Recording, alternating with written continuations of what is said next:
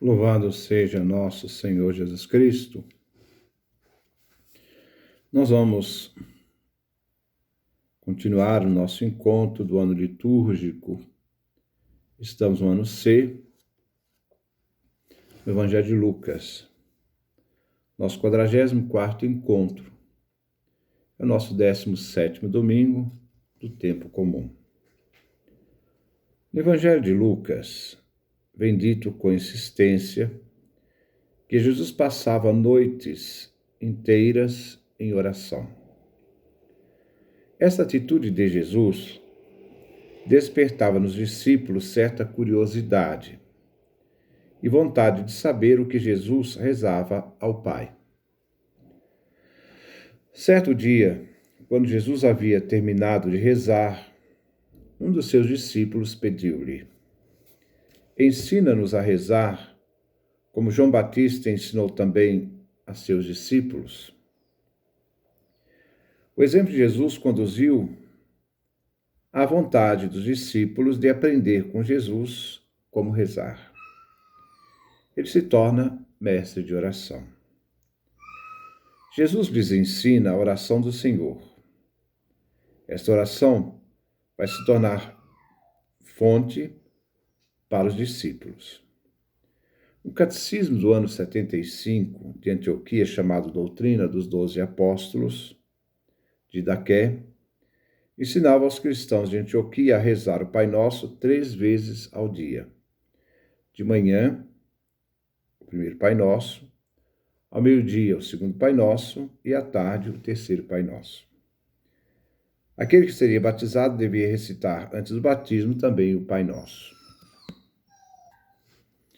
O primeiro objetivo, tanto na oração pessoal como na ação da Igreja, é o pedido de que venha o reino de Deus, reconhecendo assim sua soberania na história. É exemplo de Abraão, que com insistência intercede a Javé Deus para que poupe Sodoma e Gomorra, se ali existissem justos. É um grande exemplo de intercessão.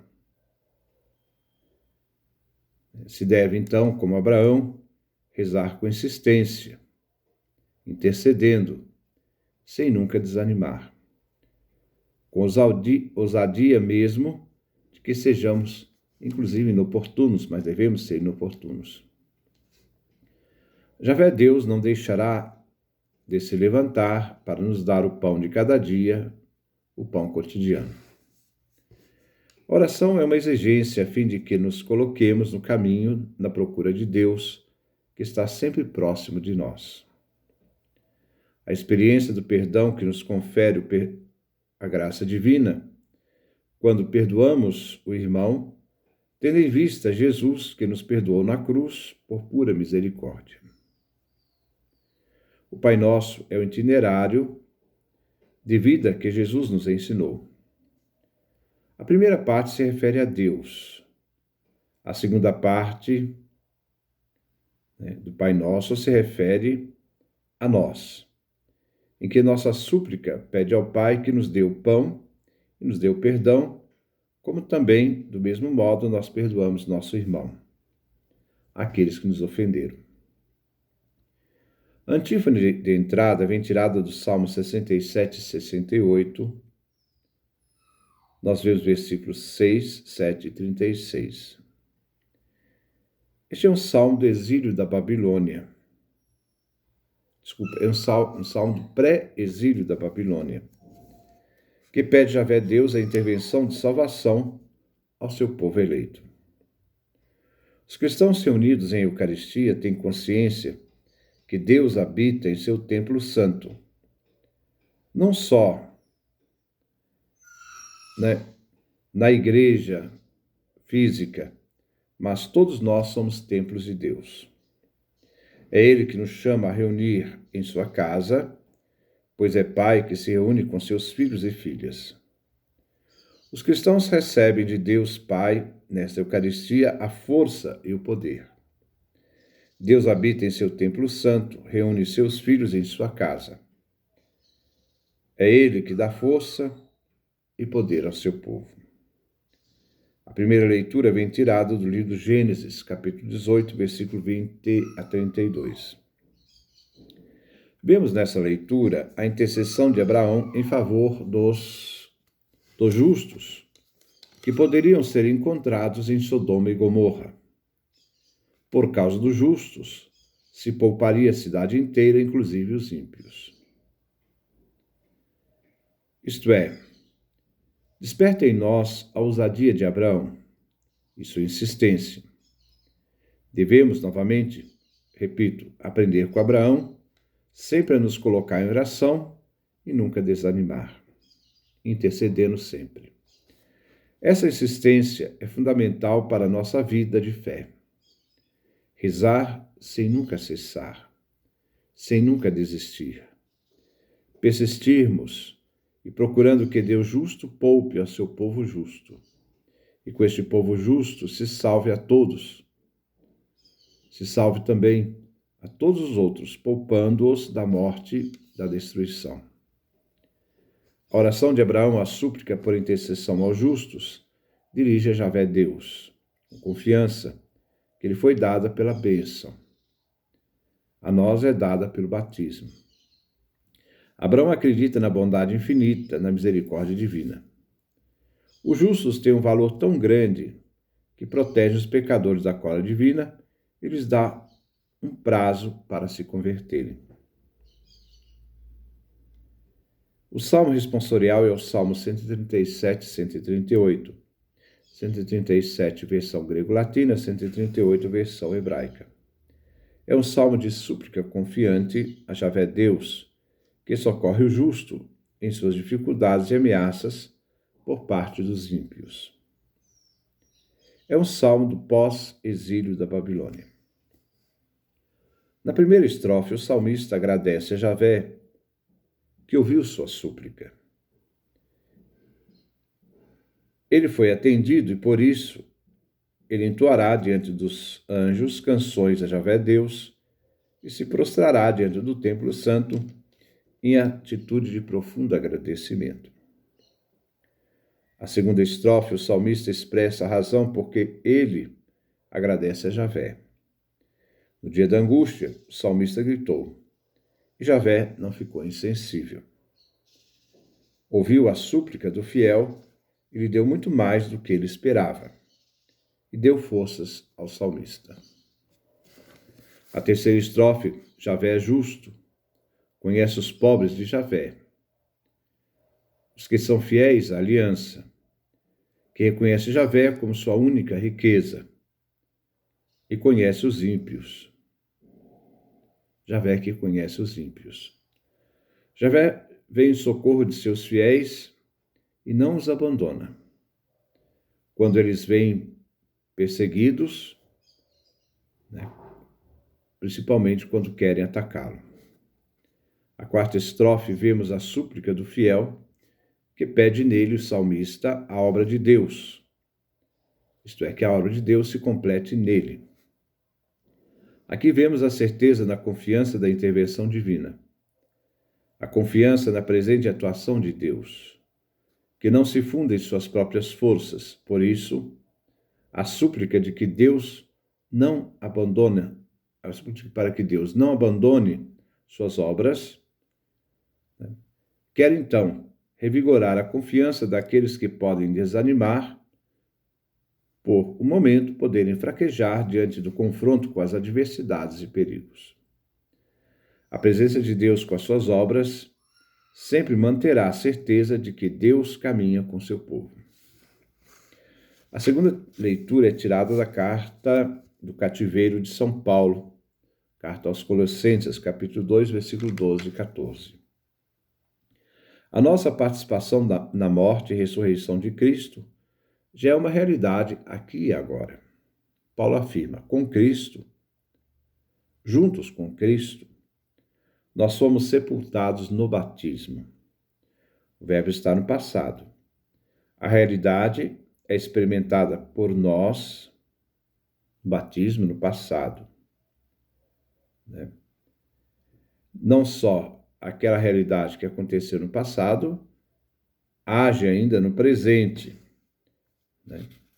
o nós de agora, de hoje. Todos, sem exceção, pelo batismo, fomos sepultados com Cristo. Com Cristo também, diz São Paulo, fostes ressuscitado. Também no passado. Pelo batismo já participamos da ressurreição de Cristo. Essa ressurreição do Cristo que venceu a morte, e no batismo nos fez participar da sua ressurreição. Essa graça já nos foi dada por meio da fé no poder de Deus Pai. Foi esse Deus Pai aquele que ressuscitou a Cristo Jesus dentre os mortos, pois a obra da salvação tem início no Pai e termina no Pai, princípio e fim de toda a obra da salvação.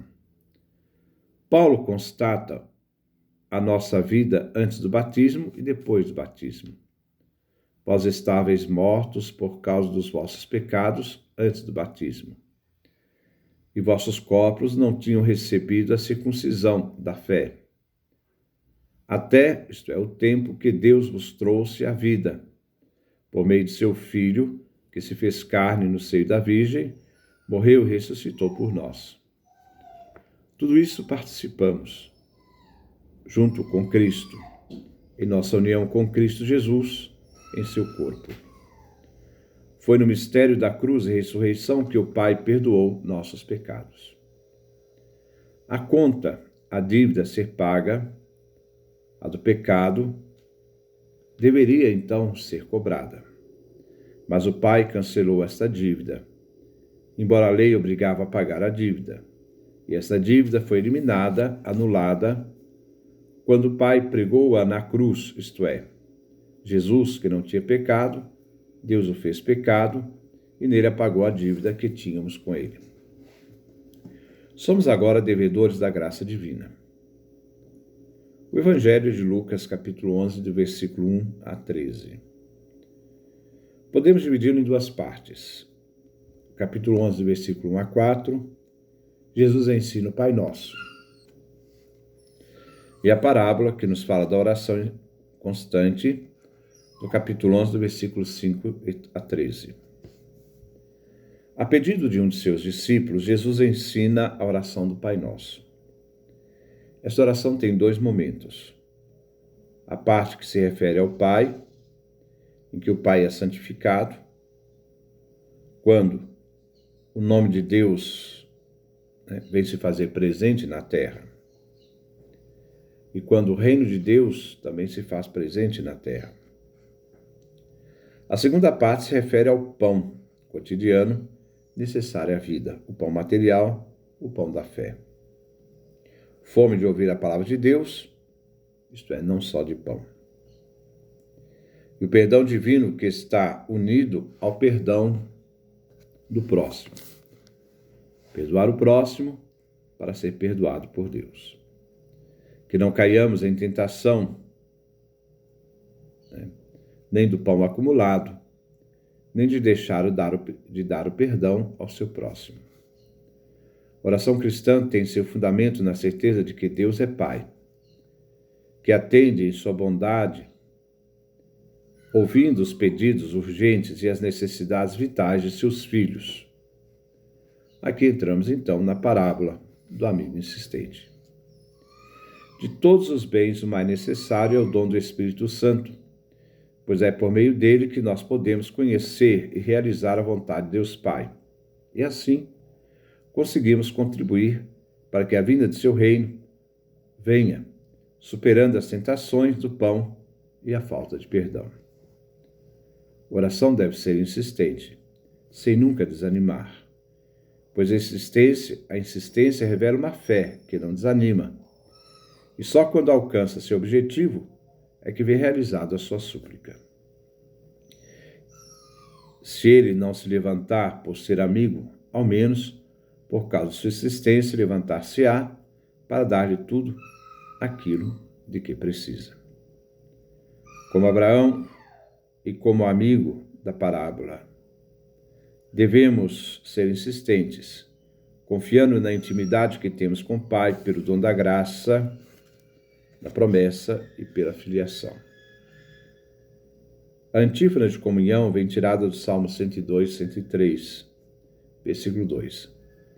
Bendize a minha alma ao Senhor, não esqueça nenhum de seus favores. É a súplica da igreja que comunica o Cristo Jesus vivo. A igreja está em ação de graças. Bendize ao Senhor por todo o bem realizado em nosso favor. Que o Pai continue, por meio de seu Filho, a manter as graças, os favores divinos. Essa, então, é a nossa reflexão sobre o Evangelho do próximo domingo. Que Deus nos dê a sua graça, a sua bênção, sua face resplandeça sobre nós.